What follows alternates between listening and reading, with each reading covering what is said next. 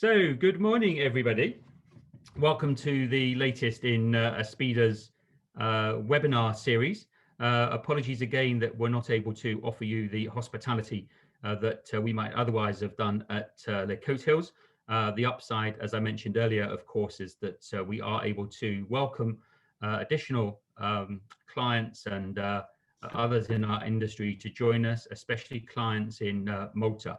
Whilst much of our content refers specifically to Guernsey, of course, the issue of AML, anti-money laundering responsibilities, is global.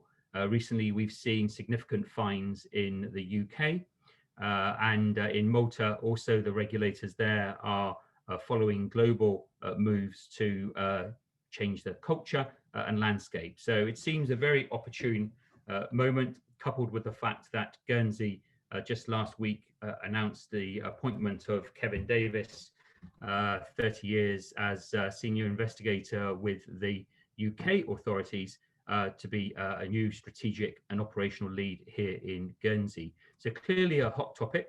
As we go through, if you have questions, please pose them in the Q&A box. We will not respond to them online, if that's okay, but we will aim to pick them up at the end.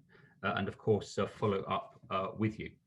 So I'm delighted this morning to be joined by three fantastic panelists who have kindly taken up our challenge to share some information with you, some thoughts, observations, and towards the end to bring along some solutions and practical suggestions for you all to follow. So please do stick with us till the end, not just for the Q&A, but also for some simple practical steps we can all take to address this issue. First up will be Robert Brecken, talking about the regulated environment culture. Robert's an advocate and counsel with Fairbrush and Farrell. Immediately following Robert will be Rona Humphreys, who will talk about who would be a director of a regulated entity. A number, judging from the participants' list, will possibly be asking yourselves the very same question right now. Rona brings with her experience as compliance and operations director of Imperium Trust, also a member of STEP and a committee member of GAT. And then towards the end, to give you those nice practical solutions and explain some of the specific requests the authorities are making, the risk and practical solutions, Peter Mills, my fellow co-founder and joint chair of Aspida Group. So with no further ado, we will kick off with Robert. Thank you very much, Wayne, and thank you everyone for joining us this morning. I'm going to briefly touch upon common issues that come up in my practice with regard to compliance. And the reason that I'm going to talk about those in the context of AML and CFT is because in our experience, getting the basics of compliance right really does put you in a good position to be able to deal with those more complicated issues that come your way later on. But I'll start briefly with delegation and outsourcing, because those are compliance are matters that are quite often delegated and outsourcing. Keep well in mind that delegation is not the end of the role of the board. The board retains overall responsibility even for delegated matters. And there's quite a helpful quote from the case of Nick Leeson in the Bearings PLC matter. And what that judgment provided is this. Whilst directors are entitled to delegate particular functions to those below them and to trust their competence and integrity to a reasonable extent, the exercise does not absolve a director of a duty to supervise the discharge of the delegated function. And that's really the key. The duty is to supervise the discharge of that delegated function. And similarly, if we move on to outsourcing. Next slide, please, Wayne. You may outsource, but if you're going to outsource, keep in mind again that you retain ultimate responsibility and accountability. So if you're going to outsource, you should carry out a risk assessment and you should document that risk assessment. And that risk assessment should set out that you are satisfied that the service provider has the appropriate knowledge, skill, and experience. And if you've read the handbook, you're probably familiar with those requirements in other lights as well, but has the appropriate knowledge, skill, and experience to carry out the outsourced activities. And also, you must be satisfied that they have proper and up-to-date policies and procedures to deal with AML and CFT. As I say, document your risk assessment and ensure that you have clear monitoring processes on an ongoing basis to ensure your obligations are being complied with. Ensure that you receive your reports from that service provider in such a manner so as to allow you to understand the conclusions that have been reached, have a written agreement, and have a contingency plan. And keep in mind that the fact that you have outsourced is not considered by the regulator as a mitigating factor if you fail to comply. So be vigilant and make sure that you are satisfied that you are discharging your duties and your obligations, whether or not you delegate or whether or not you outsource. That brings me on to common faults that I come across in my practice.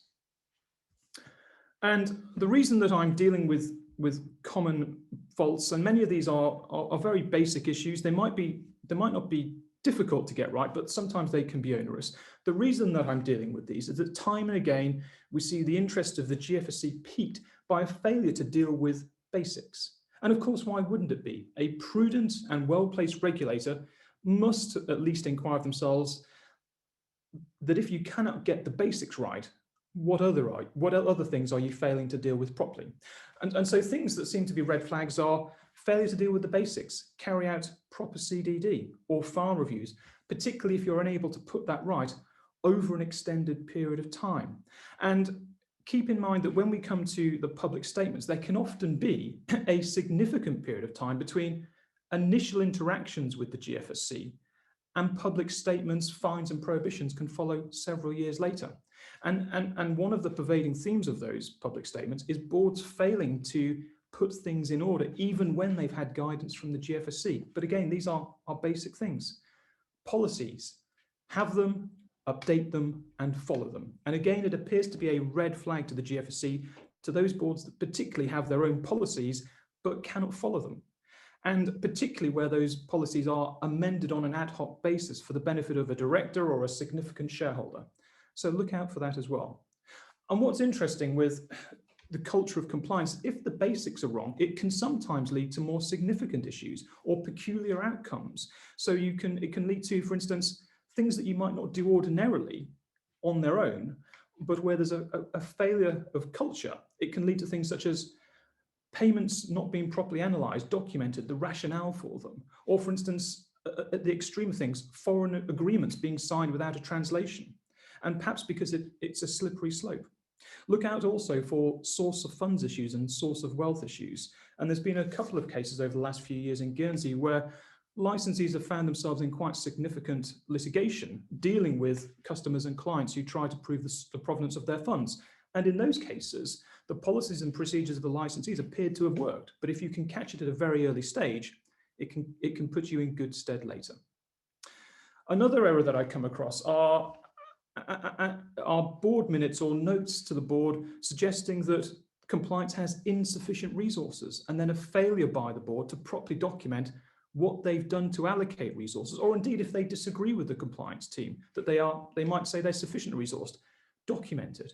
As directors, you must exercise independent judgment, but you need to take into account information that's coming from your teams. Another issue that I come across are usually in smaller boards where there's a commonality between directors and shareholders, and perhaps the senior director is also the compliance officer. And the suggestion is there's not enough checks and balances to deal with compliance, and therefore there's no robustness to the board in terms of dealing with those issues. And in those circumstances, I've seen the GFSC suggest an NED or indeed outsourcing might work as well.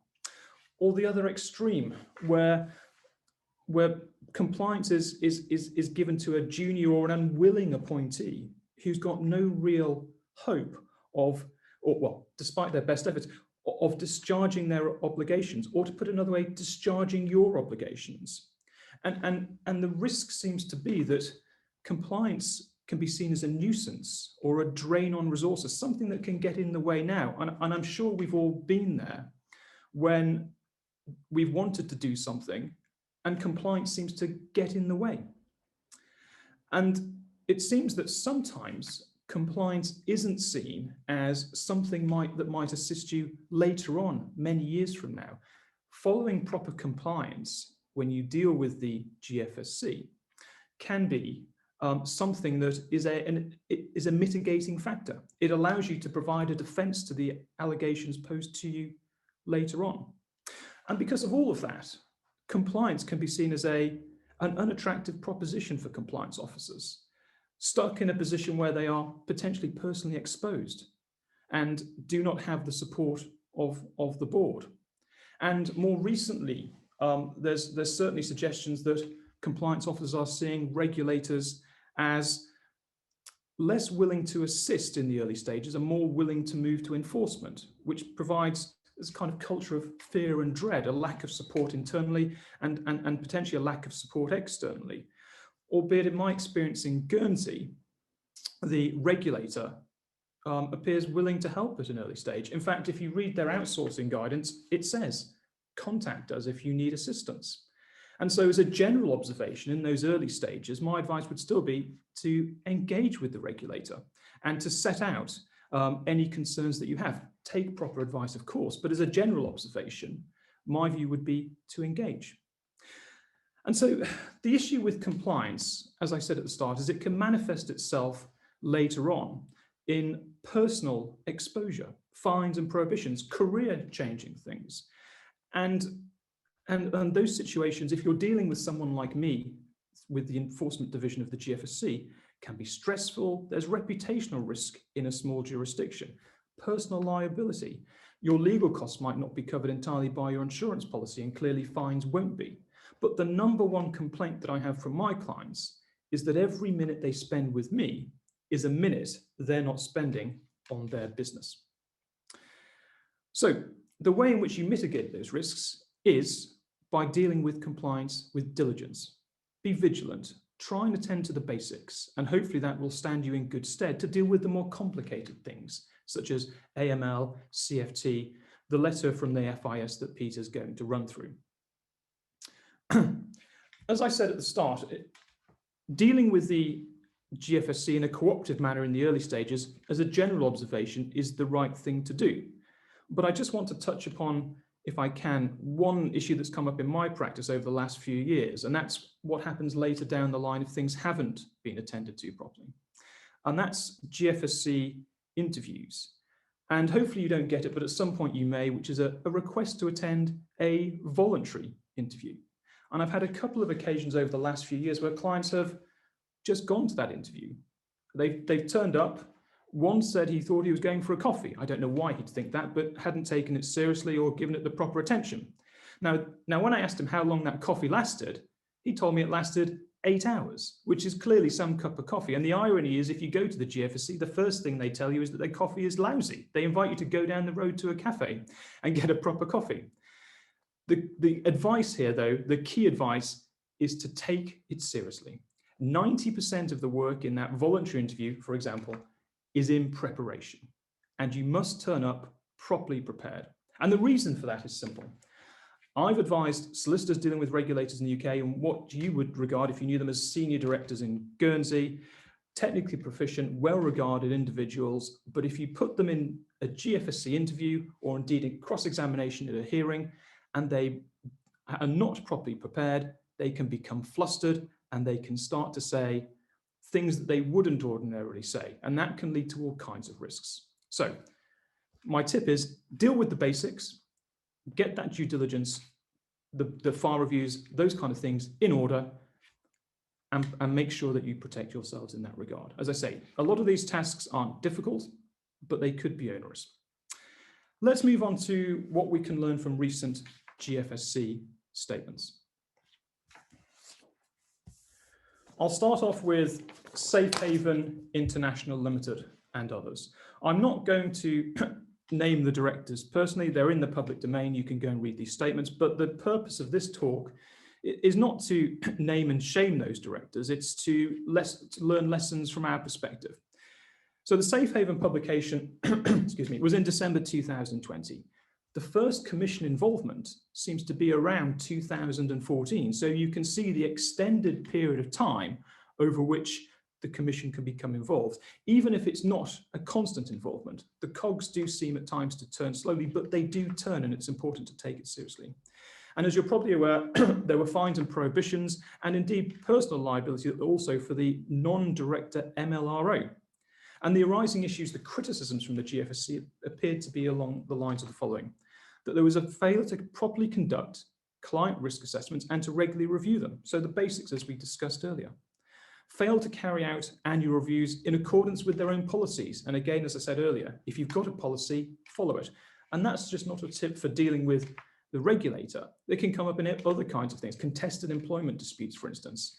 If you have a policy, make sure you follow it, make sure you update it. Other criticisms were failed to properly investigate source of funds or evidence their conclusions as to source of funds in certain instances. Failed to, in certain instances, document rationale for certain transactions. And as I said earlier, sometimes a failure to deal with the basics can manifest itself in strange decisions and strange outcomes, which as a standalone issue might never have come to pass. And so, for instance, one of the criticisms here, and I'm sure if I read it to you, it will ring alarm bells for you, is that there was a lack of evidence that the licensee had ever given any consideration to the money laundering risks associated with an individual chartering his own vessel and the charter fees being paid back to him, particularly where there was no evidence as to the source of wealth or the source of funds.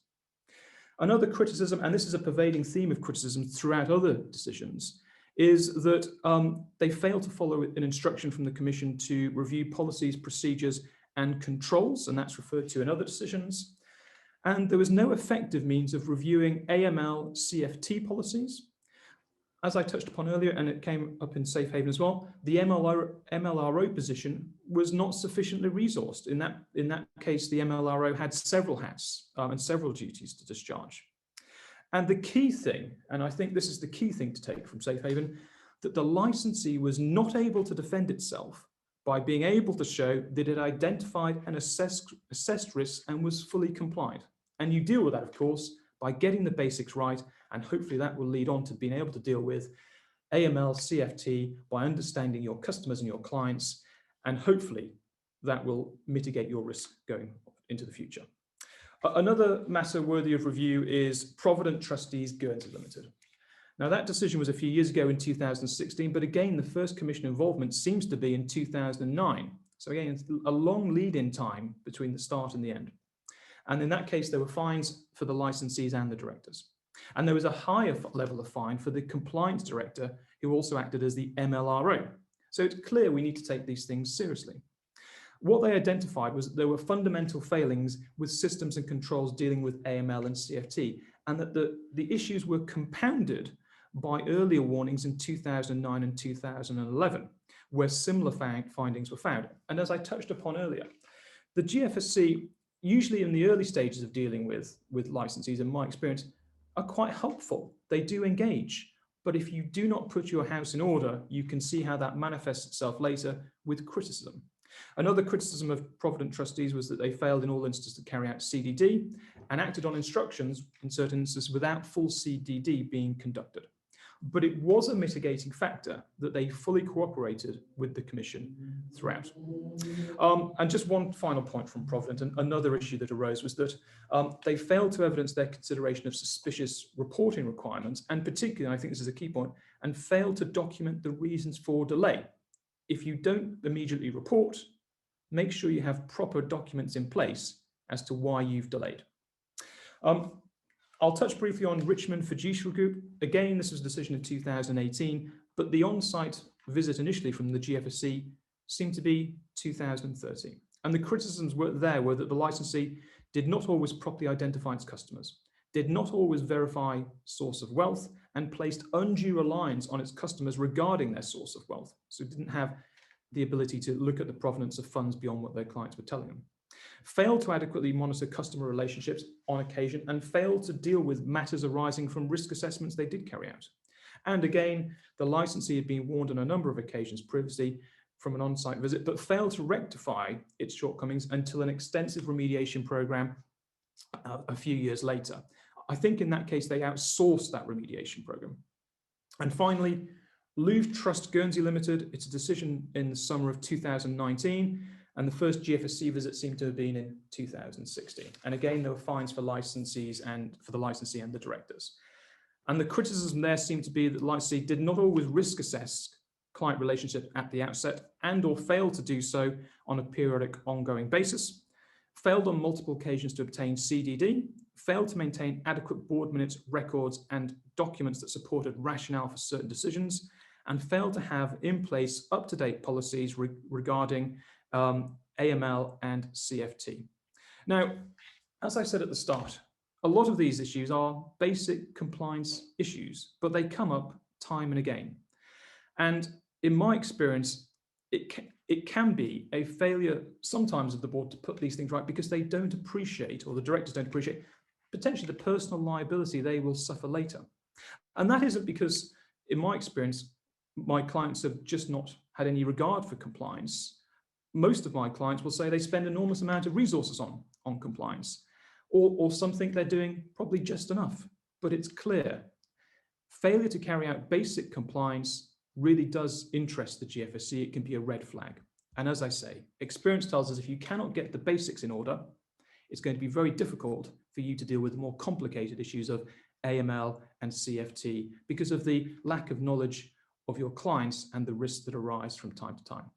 So I'm sorry that it seems all doom and gloom from a litigator's perspective, but that is my practice. But as I say, the tip to take from today is get the basics right. And hopefully that will stand you in good stead to deal with the risks that arise later on. And I'm sorry I slightly ran over my time allocation. And if I spoke too quickly, it was because I wanted to fit as much in as possible. But thank you very much for listening. And Rona, over to you. Thank you, Robert. And that is my question. And it's made worse by what Robert's just said. Who would be a director of a regulated entity? When I started out 30 plus years ago, I used to look up at the directors, and they were the ones who sat there in their ivory towers with money, power, and freedom. Most of them sat in an office with a closed door where they smoked all day.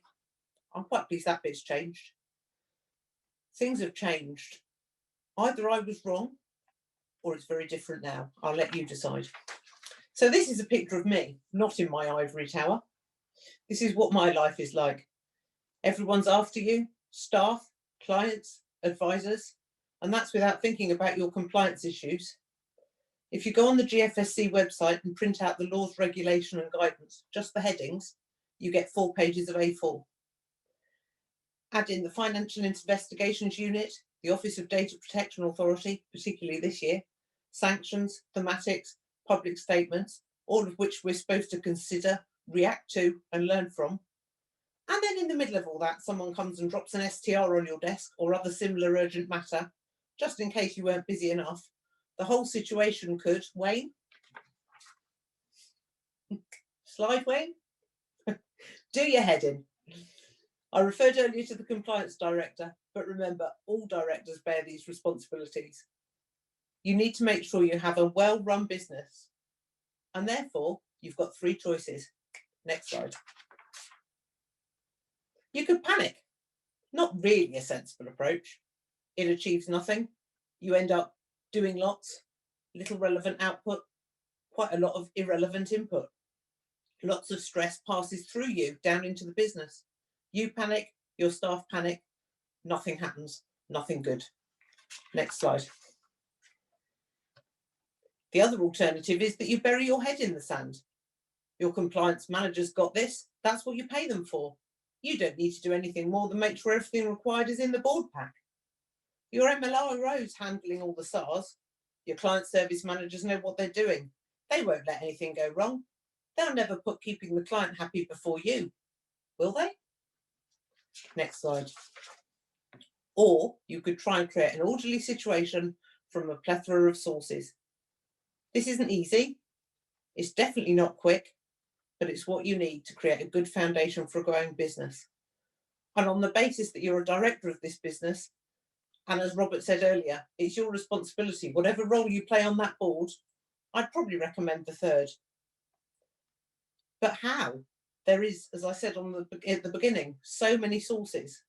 And I'm not going to tell you anything most of you don't know.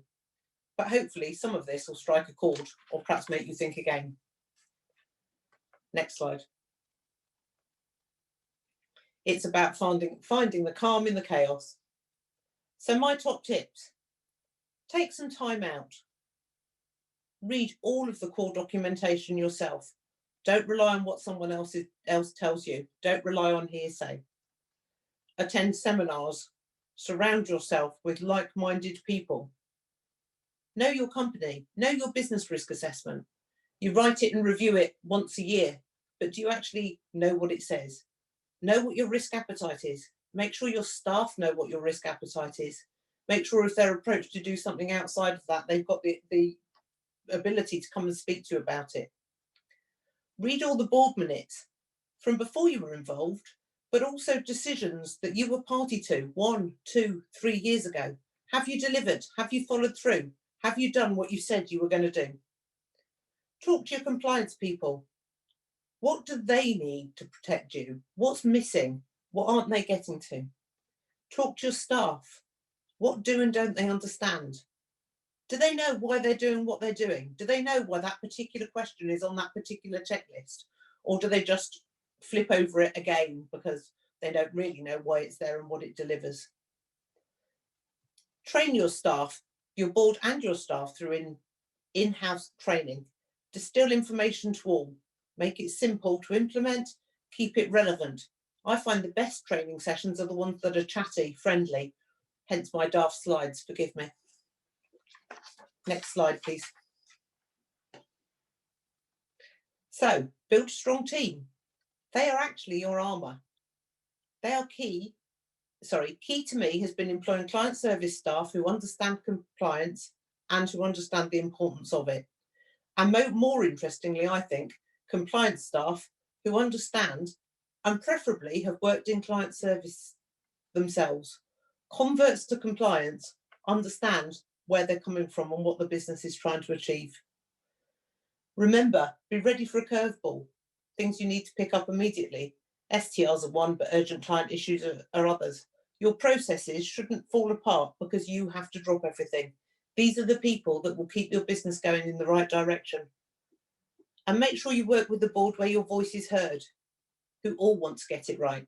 If you are one lone voice in the wilderness, personally, I'd run for the hills.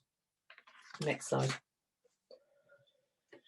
So communication, the key is training, talking, being present, being prepared to explain, being available. That will prevent errors and catch bad practice. Try not to be stressed. I don't always achieve that. My colleagues, some of whom I believe are listening, will tell you. But try to keep it buried. Don't be visible. Communicate, communicate, communicate. People need to know that you are there for them. Don't sit in your ivory tower with the door closed. Not smoking anymore these days, but even so, the door's not going to protect you. It's the team and your procedures and being part of it every day that will keep the wolf from the door. Next slide. The other thing is, and I touched on this before, it's really important that all your staff from junior to senior understand why you need things done the way you're doing them. Embed the reason as well as the practice. If someone understands why they are doing something, they're far more likely to do it well and do it properly. A process may make a task more long-winded. People won't shortcut it if they understand why they're doing extra work. Be that person who helps, not the one who introduces a new process seemingly to make lives worse. Next slide. And then make the processes as easy to use as possible and to implement. Checklists need to be long enough. They need to be short enough as well. They mustn't be too wordy, not too dumbed down. They've got to be used by all office staff across all levels of seniority. So just make sure that you get it just right, like the Three Bears porridge. Your reviews, make sure they're looking at key risks. Don't spend hours looking at things that really, you know, it's there. Look at the key risks to the business on each individual case. There should be easy escalation points for all staff. You should ask open questions of your staff and be prepared to answer open questions from your staff. Encourage a zero blame culture. Tell me if you make errors, we can put them right together. No ridicule. If you don't understand, I will help you. Take time out. Be approachable, available, and discuss any client issues. Offer discussions prior to SARS. Just be there for people. You'll get much better feedback. Next slide. And then I suggest you always question what you're doing. We get these procedures in place, we look at them, we run them, and then we keep on running them. Always be prepared to take comments from staff, managers, board. Your process won't be perfect and it will need updating and changing. Don't be protective of it. Be able to justify what you do. And then make sure you stay current. Once you've developed a good foundation, react quickly to change. I try in my documents to have them mapped to the source so that when the source changes, I know which part of my documents to change. Not always easy, but it does make life more simple. And then annually, cross-check your manuals. Do your MLCO checks that are required by the handbook. Do all of those things against the responsibilities. Go back to your source documents. Make sure we're doing what we should. Is there a new interpretation? Is there a new industry standard? Next slide. And what about using your team to do this? We're back to the team. There's no reason that a client service team shouldn't review compliance procedures. It will give them buy-in. It's unusual, but it will help. And it's a good learning platform. Or, and I promise you I'm not just saying this because this is an Aspida seminar, you could always, next slide. Next slide, yeah. Get an external party to review and map your processes, both to ensure you're not missing anything in the jungle, but also for efficacy of the policies you have. You don't have to do the whole lot in one go.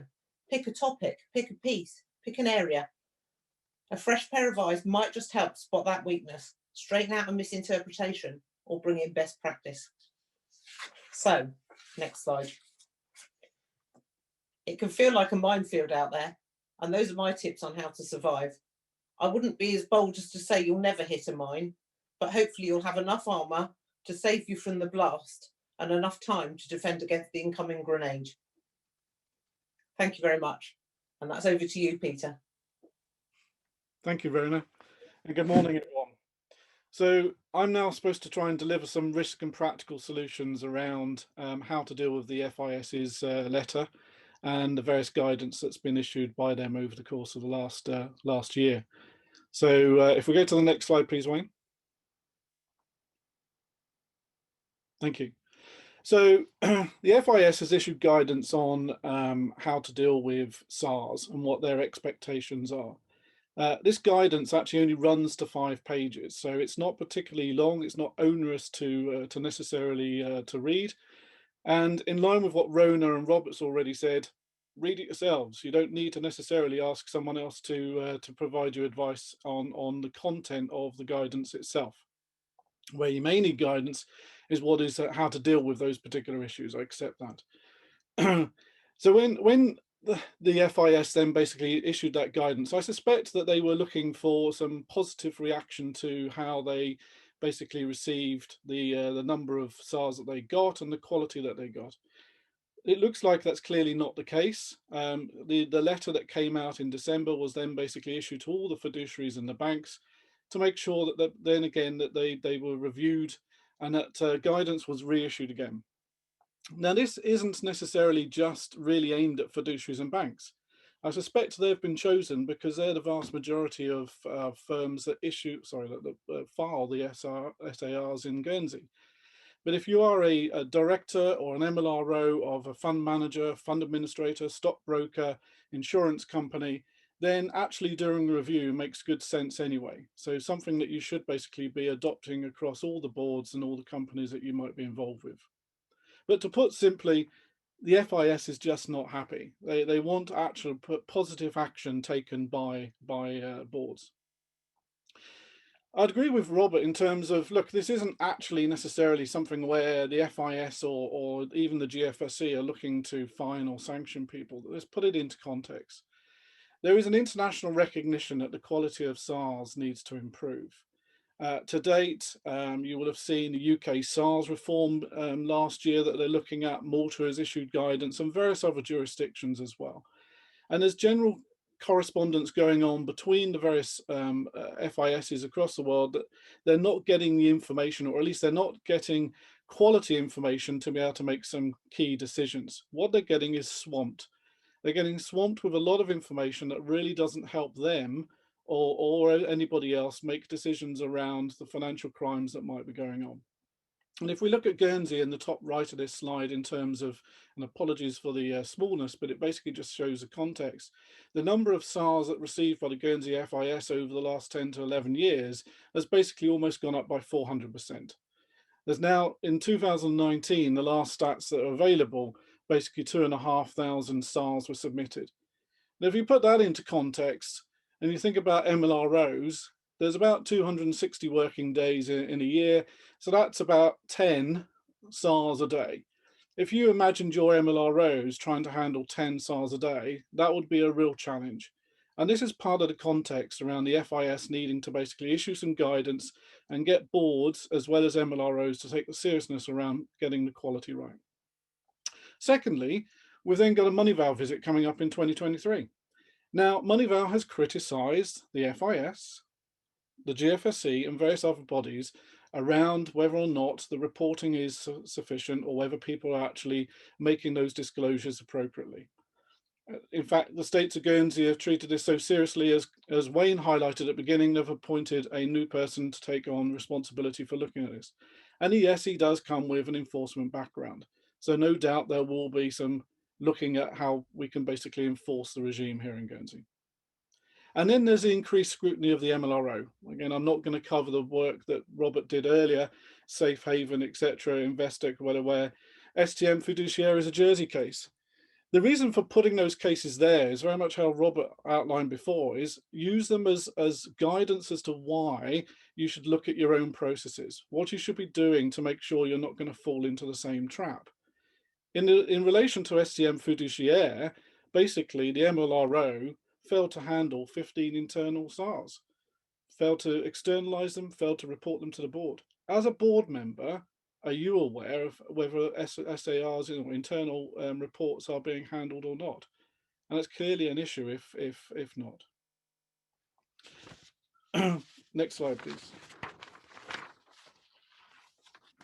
So there's a lot of common mistakes, some things to look out for, some things that certainly you can do, which will avoid basically falling into some of the same traps. So lack of effective intelligence when submitting SARs. We'll cover this a bit later again, but this is an area that we definitely see a lot of in relation to fail to basically investigate and understand what is a suspicion, what is going on, why it needs to necessarily be reported. Too often, the MLRO sometimes takes those internal reports, acts as a letterbox and files it straight out with the FIS. That is clearly not appropriate, and that is something that basically needs to be changed within firms if that is still going on. Then there's a failure to keep comprehensive records. This could be on your clients, as Robert outlined. Do you know the source of wealth? Do you know the source of funds? And if you don't have that information, then clearly understanding the circumstances around that client is a lot harder. But often when it comes to them reporting, there's failure to make sure there's comprehensive records in place. So this is not just a log. This is not just a case of keeping a SARF log that basically says, yes, I reported it on such and such a date. This is truly keeping the entire record of the investigation that was done, that then basically handed over to the FIS if it was, and basically making sure that you have that information available to pass on to authorities if need be. Often we also see a lack of resources committed to dealing with the anti-money laundering aspects of the business. And then there's a lack of consideration of conflict of interest as well. This is especially the case if the MLRO role is also the MLCO or a director, again highlighted by Robert and Rona. Now, clearly, if you're a small firm, the potential is that you have to try and manage many hats. The problem with doing that, and particularly with the MLCO and MLRO role, is that you don't have an insurance of the MLRO's function. And that's not necessarily saying that the MLRO is purposely doing something wrong. It's just that they may not understand what they should be doing. And by having an independent check of their function means at least someone else could be saying with four eyes, not sure that the MLRO is doing their work as well as they should be. And that should be welcomed by all of those that basically hold an MLRO position. Indeed, when the Commission initially released their handbook, they really wanted to see the separation of the MLCO and MLRO roles. but they basically conceded that there were so many small firms in this island that they basically allowed the function to be sat in one person. But it is important to recognize if that is the case, that can lead to conflict and potential issues. So one way of dealing with that is obviously to make sure that one of those roles is held by an external party if you really basically can't hold it separately internally. And that could at least provide some independent assurance that the board might need. Failure to place enough personnel or time into the role. Again, if, like Rona highlighted, if you are a director and you're looking at trying to manage the clients that you've got, and you're also the MLRO, how much time can you really devote to that role? The issue there again is that when you actually have an internal report, this is not a 5-minute job of just posting it onto the Themis. This is a case of actually properly investigating it and making sure that you've got the right information to pass on to the FIS. Likewise, if you then receive any communication back from the FIS, that takes time to handle. This is not a 5-minute job. And then training not resourced properly, which can lead to the team, the MLRO or the board having insufficient knowledge and potentially inability to fulfill their roles. So again, making sure that the team are appropriately trained. What is a suspicion? How do you handle an internal report? How do you handle an external report? What type of reporting does the board need? All of that is important information. Next slide, please, Wayne. So common mistakes, other common mistakes. The MLRO is not empowered to emphasise the importance of successfully doing AML. So if the MLRO feels isolated in their role, and then basically doesn't feel that they're supported by the board, then they basically will have a problem trying to actually get on and do their job. One of the other issues that we see quite a lot of the time is that the MLRO perhaps is too nervous about passing on information, that they want to hold that information to themselves. Now, the law officers issued guidance many years ago around the fact that actually passing information to boards is not tipping off. MLROs now should be passing information to the boards so that proper information can be assessed and that those boards can make decisions around the compliance aspects within the business. Without that information, how can boards actually make decisions? How can you identify whether you've got gaps in controls or whether there's training, etc., that might be needed? Often the boards fail to grasp their overall responsibility. There has been a tendency to just pass over, well, the reporting aspect is all the MLROs. That's not the case. Under Chapter 2, Rule 13 of the handbook, it makes it clear that the board has ultimate responsibility for the compliance arrangements within the firm. Again, Robert touched on this much earlier. And that's something where the board must recognise that the reporting regime within the firm falls very fairly and squarely underneath that basic rule. You must make sure that that is effective and working well. And the last thing is that the MLROs and boards are not sufficiently up to date. It is difficult trying to keep up to date if you're a small firm, if you're one person in compliance. Go to as many association webinars and webinars like this to keep yourself up to date. But sometimes it may well be better just to go and get someone else to come in and have a look and provide some advice as well. We actually do get to see an awful lot of cases, as will Robert, and I'm sure Rona does through GAT, etc. as well, and understand we can pass on information that may be not available to those within the firm. The expectations of both the regulator and the FIS have changed significantly over the last few years. So questions which the board should have already started to ask themselves. Does the board understand its responsibility in ensuring the MLRO provides the FIS with accurate disclosures and making absolutely certain that basically those disclosures are and contain the information that's required? Is the MLRO sufficiently empowered to carry out his or her functions? And then in terms of SAR reporting, some basic questions, and I'll come to MIS in the next slide, but do you know how many SARs have been made? What were the reasons for suspicion? And is sufficient intelligence being provided to the FIS? Are there any training needs that might be coming out from the various reports that are being done internally within the firm? And what management information should the board be receiving? And do we need support advice or independent assurance? Next slide, please. Thank you. So in terms of management information, in simple terms, up-to-date and accurate information to enable the board to discharge its duties effectively. Okay, so that's not very helpful, but that's, you know. So let's consider, are the SARs of sufficient quality? So have you got a training requirement within the firm? Have you done a review yourself of making sure that what is submitted by the MLRO is of sufficient quality? If not, then obviously you do now have to do that by the end of April. Are the internal reports of sufficient quality? Just like the FIS getting bogged down, your MLRO could get bogged down if they're receiving lots of reports of poor quality. And we have seen cases where the MLRO is bombarded with 2 or 3 of these reports, maybe just a month. Doesn't sound a lot, but if they're of such poor quality that they basically take weeks of review by the MLRO, clearly that means that they're just tied up when they could be doing better things. Are there any specific trends? Well, there could be trends in all sorts of things. So basically, are you finding that all your suspicious activity reports are tax evasion? Do you have a particular issue with a particular type of introducer, for example? Are there issues in relation to the fact that actually it's training again that's required in terms of the team? So do the staff, MLRO board, need training? And does the MLRO have sufficient resources? If you are getting reported to the board that it's taking the MLRO 2+ weeks to basically turn around an internal report to report to the FIS, then that should be of concern. Now, it might be that there was down to the fact that they needed to do some in-depth investigation on the particular case. That's fine, but that shouldn't be a routine. You need to understand whether that resource is available within the firm to make sure the MLRO can actually file those in appropriate time. And are there reports from independent assurance? So again, do you have a separate MLCO, internal audit function, third party that can basically provide you with assurance that the reporting and the regime is working as it should be?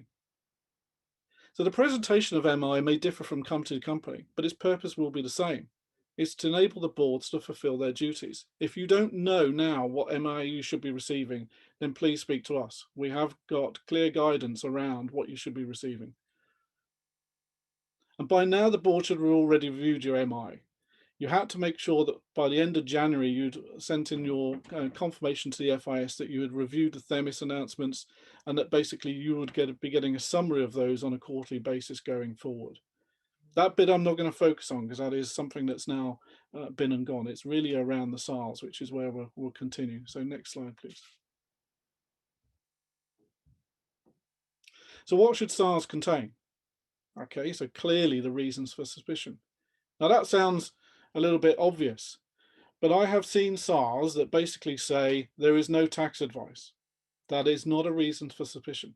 It may well be if you link other information as well, but that in itself is not suspicion. Just because there is not tax advice on a particular case does not mean that you should be filing a SAR to the FIS.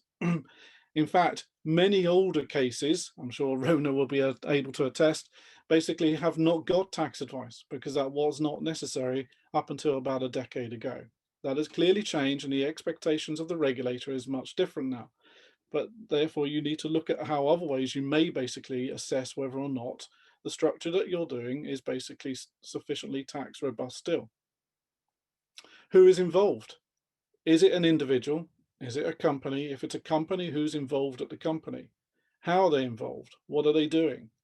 What has actually been trying to be done? Is it tax evasion? Is it some form of money laundering? Is it terrorist financing, heaven forbid? How did the circumstances arise? And what is the criminal terrorist property and its value? And that's very important. That key information there around the values, what has happened within Guernsey itself, and where does that actual property now sit? So that basically the FIS have information around whether or not they could freeze certain assets within Guernsey or communicate with other bodies elsewhere and determine whether those assets should be frozen or whether they've actually moved to another jurisdiction. That information is important to the FIS so that they can actually understand that whole link around where assets are moving. When are the circumstances planned to happen? They may have already happened, of course.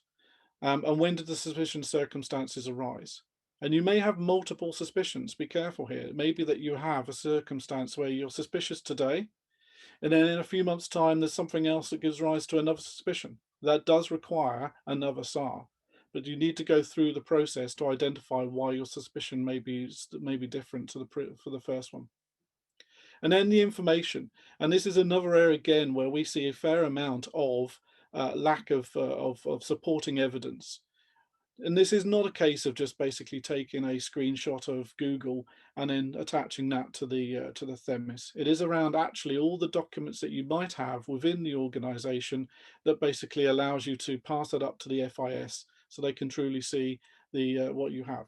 But do not just file the documents without a good summary so that the FIS understand how those documents all hang together. Next slide, please.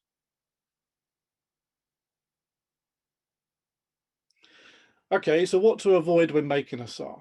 Acronyms and jargon, we're even calling it SAR here, but you know, suspicious activity report, we should be saying it in full, shouldn't we? But the clear thing is to make sure that it's understood by the FIS and it cannot be misinterpreted. Because we use acronyms within the financial services world every day doesn't mean that someone at the FIS is necessarily going to understand that.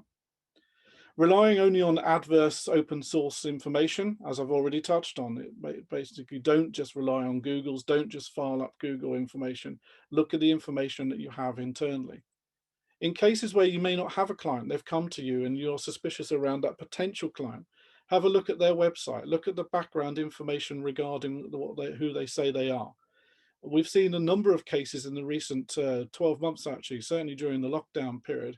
There's a lot of interesting activity that's been happening around suspicious people trying to open up new businesses here, or in fact, try and set up structures. But don't just file the information around Mr. Smith phoned me today. That's of no use whatsoever. Do some background research and then pass that across to the FIS. Not communicating the reasons for suspicion, I touched on that earlier in terms of things like no tax advice. That's not a reason for suspicion in itself. And then not providing sufficient information. So we've covered that as well. Again, the next slide, please, Wayne. How can we help? Over the page. This is the big final piece. So the key thing is to support the boards to review their SARs ahead of the April 2021 deadline. Clearly, there's a timeline there that the FIS wants you to work towards. However, as I have said, although this applies to fiduciaries and banks, this should be basically a good review for all businesses to make sure that you are doing things appropriately and you can't be caught out. There are plenty of sanctions, as Robert has said. You don't want to fall into the trap of certain other firms. So we can provide advice on how to improve the quality of SARs and the management information which boards should be receiving.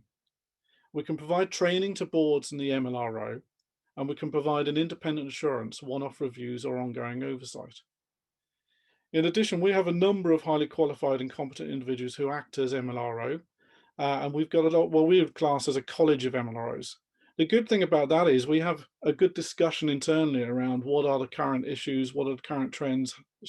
In fact, we can even discuss whether we feel that certain aspects might be suspicious and worthy of reporting. And we also have a platform that basically means that we have all the rules mapped. So if you don't know what the rules are, we've actually got a platform that basically provides you with all that information. So those are the key things that we see as risks and the things that you need to be doing now in order to make sure that you're fulfilling the requirements that the FIS have asked you to do. That's it. Peter, thank you very much, and I'm sure you'll all join me in a very big thank you to Robert, Rona and Peter as well. First off with the questions, which Rona, you might want to perhaps respond to first. I have 4 questions at the moment, so we will rattle through them a little bit possibly, but Rona, Mike, clearly a sales pitch from him and fellow non-exec directors, but lack of an independent NED on the board appears to be a common factor on entities that have been censured. What is the panel's view? Okay, my view on that is that a NED can add significant value to a board. The importance is that it's the right NED. And it's almost the same issues, the right NED with the right amount of time, the right amount of knowledge, very similar to the MLRO issues, who can add value. A NED for a NED's sake, really rather irrelevant, but a NED who is prepared to challenge, ask questions, absolutely important, and totally agree.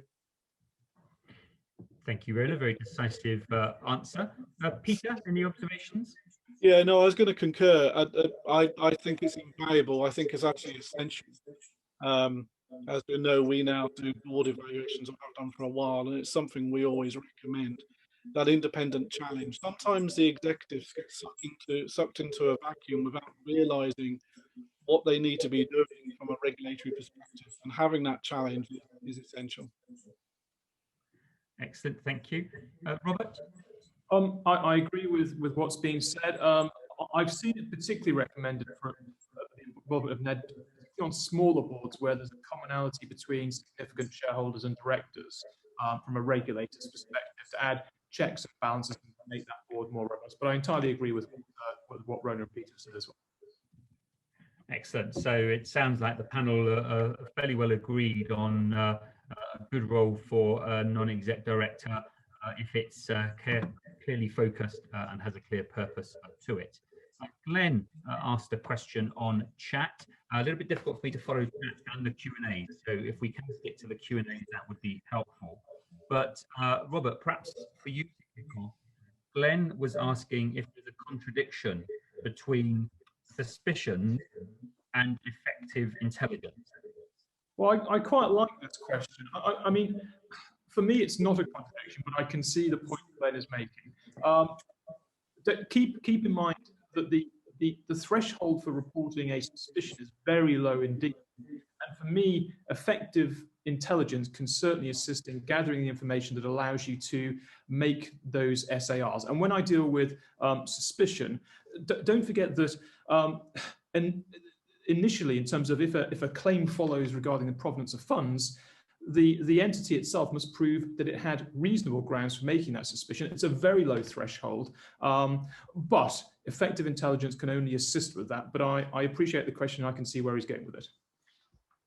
Thank you, Robert. I think we'll move on to the next question, having had the legal response to that question for you, Glenn. I'm sure Robert's bill will be in the post, possibly. Alistair is asking, how do you recommend dissecting when additional resource is required in compliance and when these can be resolved in process improvements?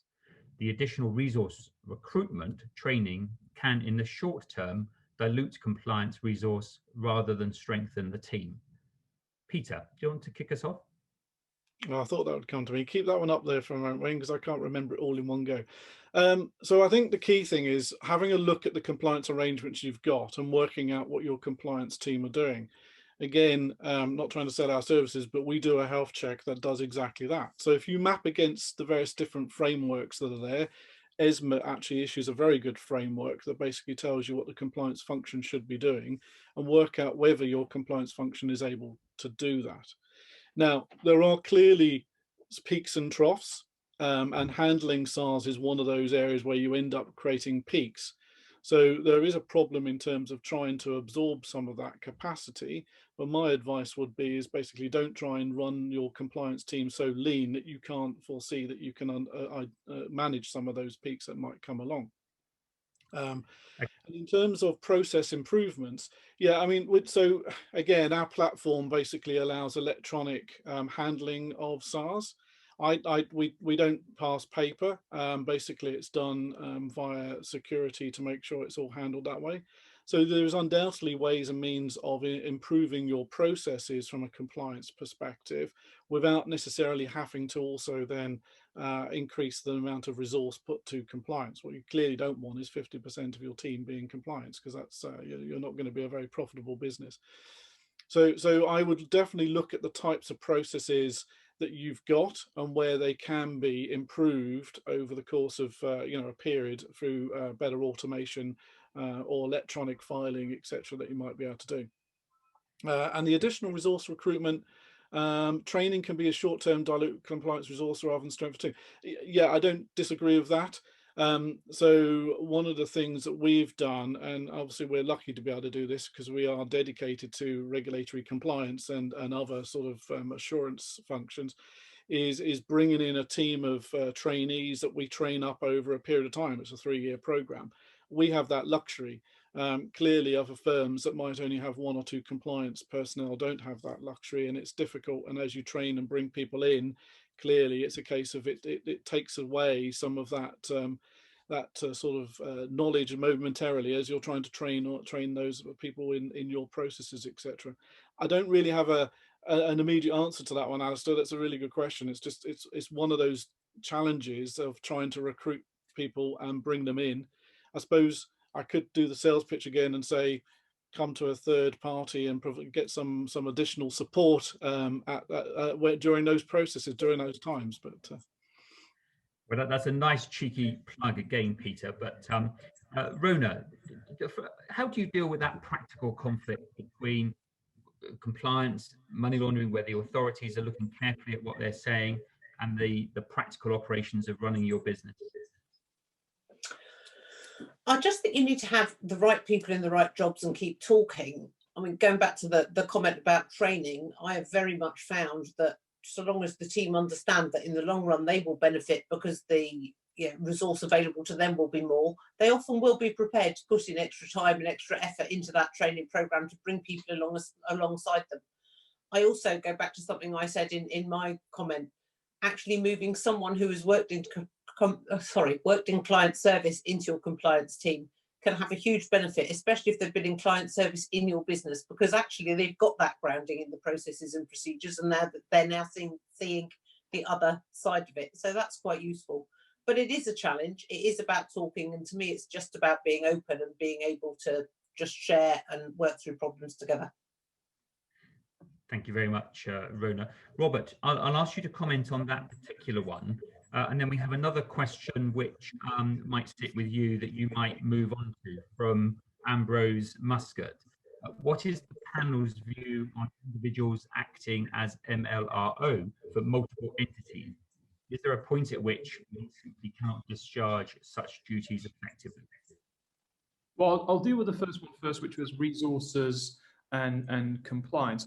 I think from a legal perspective, the things that I would look at are what are the delinquency rates in doing the basics, the file reviews, the CDD, and Rona and Peter are far more a better place for me than me to advise on how that's daily questions arise. But I would look at those. Are those things in order? If not, why aren't they? Do you need additional resources? I've had some involvement with the GFSC before, where they've given some guidance and said to Eliza, say you need to ensure you have sufficient resources, but then weren't really willing to suggest what the appropriate level of resources ought to be. So I think I'd echo Peter's sentiment, which is to take proper advice if you're concerned, but look at the delinquency rates on the CDD, on the file reviews. Are all of those being attended to? And listen to the team around you.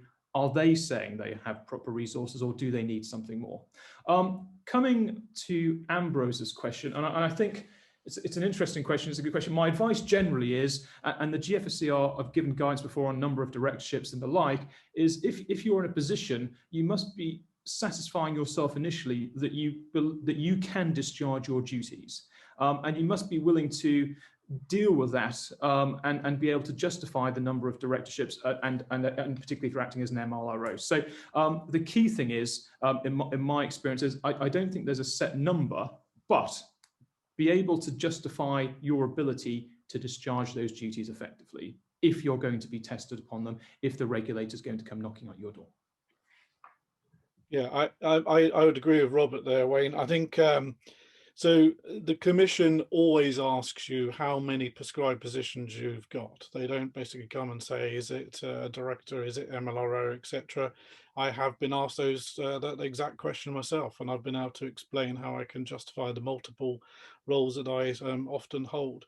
In terms of the MLRO, also you need to look at the type of entity that you're MLRO to. So clearly, if you're an MLRO on a fund manager, GP cos or principal manager, but also the MLRO to the fund administrator, then you're going to be able to handle quite a number of specific positions.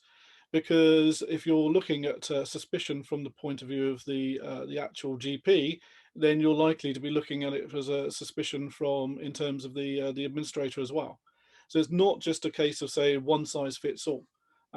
Whereas, of course, if you're an MLRO of a trust company, maybe particularly a retail bank that's going to have a lot of activity, for example, that would become more problematic if you're going to hold a handful of those positions.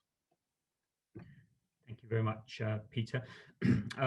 Rona, slightly different question from you, and then we have a couple relating to investment companies, which I will come back to. Chris Russell is asking whether the GFSC ever considers the cost benefit in resourcing compliance. And I wonder, perhaps with your GAT or your STEP hat on, if this is the sort of discussion that as a professional body you've had or are having with the regulator. We do try to have this conversation with the regulator, but the truth is that their response generally is that it is up to you to manage your business in the way that you make the money you want to make, at the same time as dealing with the regulations that they put in place. So the reality, in answer to the question, is the straight answer is no. They won't take that into consideration. Effectively, they say that it is your problem and that it is you to sort out.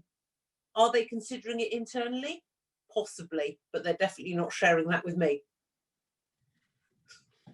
Thank you, Rona. Robert, from I see Peter wants to come in as well, but Robert, from a legal perspective, can the directors take any comfort in this area or get any from their action?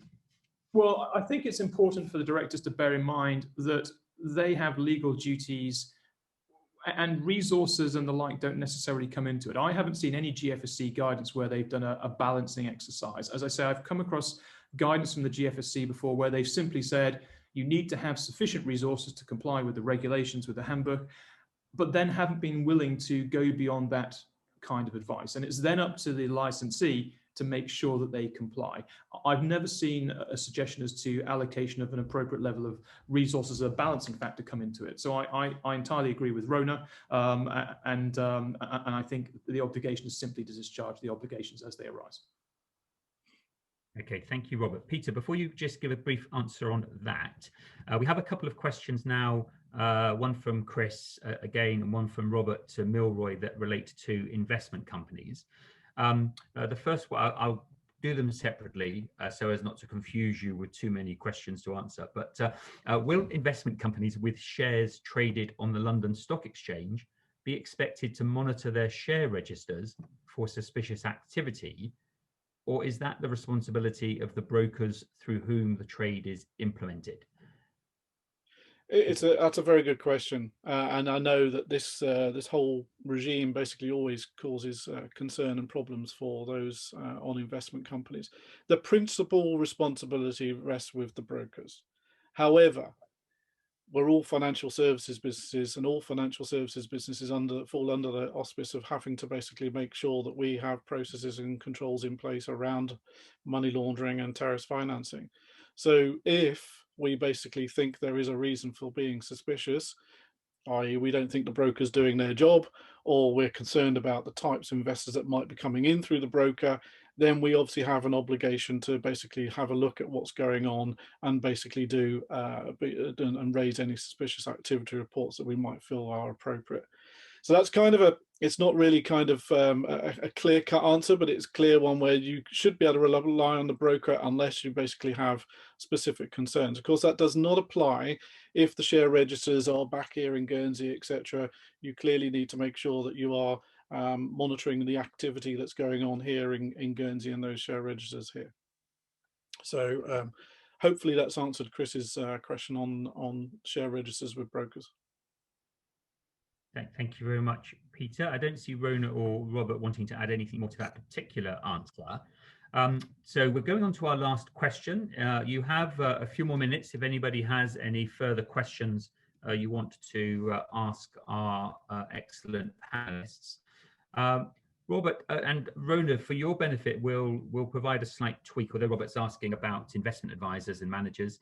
Might ask you separately about the general advice and relationship with non-exec directors or independent directors in terms of the information. So again, Peter, you might kick this one off.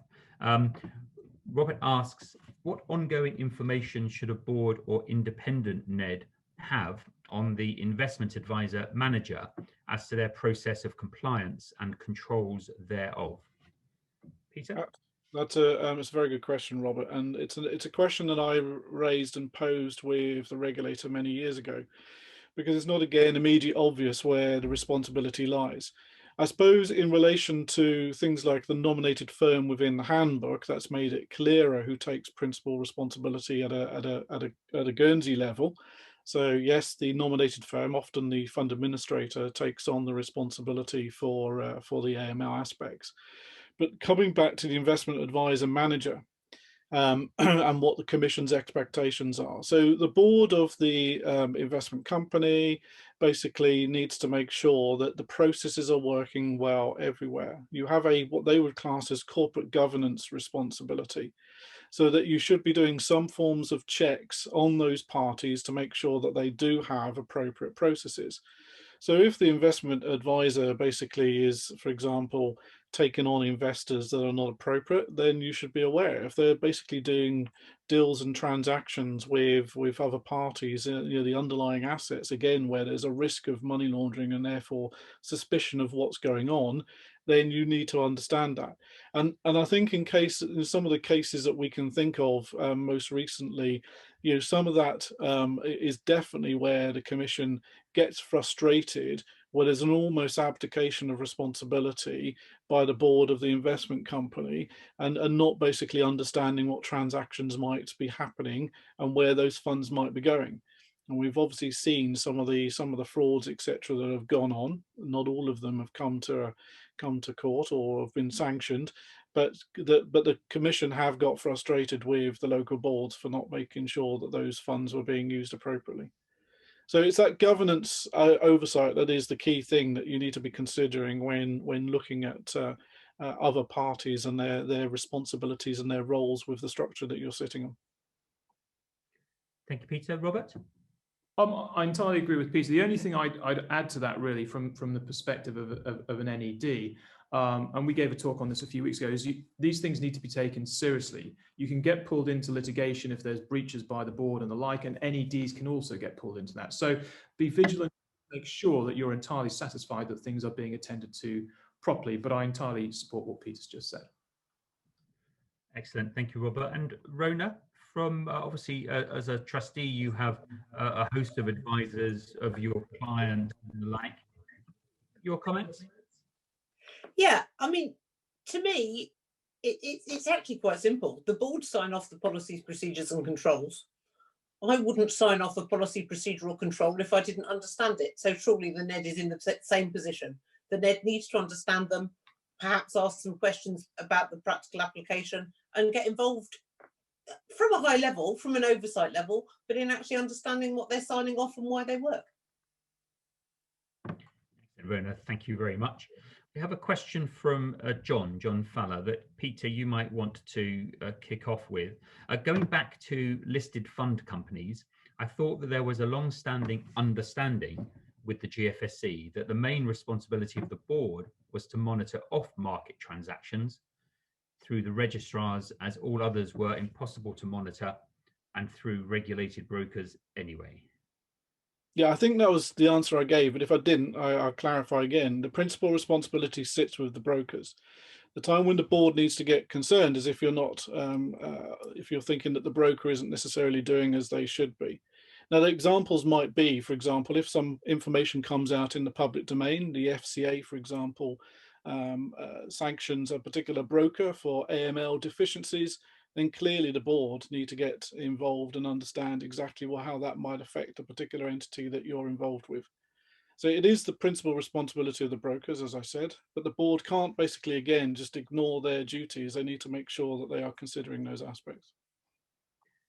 Excellent, Peter. I think unless either Robert or Rona have anything to add to that, that concludes. We have no other questions, and we are very conveniently at 9:30. So I would just like to close the webinar. Firstly, for thanking all of you. It's great that so many of you have stayed with us to the end, to the Q&A. Hopefully, like me, you found listening to our three panelists, their insights and answers really beneficial and also interesting, as well as thought-provoking. Robert, our litigator, despite all of the tendencies that a litigator may have, told us that getting our basics right was the most simple, basic thing we could do. have the right policies, and follow them. Rona, built on her own personal experience of juggling the various challenges and demands on the time that an executive director of a regulated business currently has. But she told us that good people, organized, sound communications, and being the person that doesn't panic but calmly responds to the multitude of challenges is the way to get through it. And Peter summed up sharing the challenges not just that we have in business, but that the regulator, particularly the FIS and FIU, is currently facing, with the challenges of great numbers, not always perhaps in providing the information and support that enables them to do their job properly. Working together, both with the regulators, considering them a stakeholder with us, provides a number of practical solutions. Thank you all very much. You will get the usual follow-up from us, seeking your feedback. A really big thank you to our panelists and to all of you for joining us. Enjoy the rest of the day. Thank you all.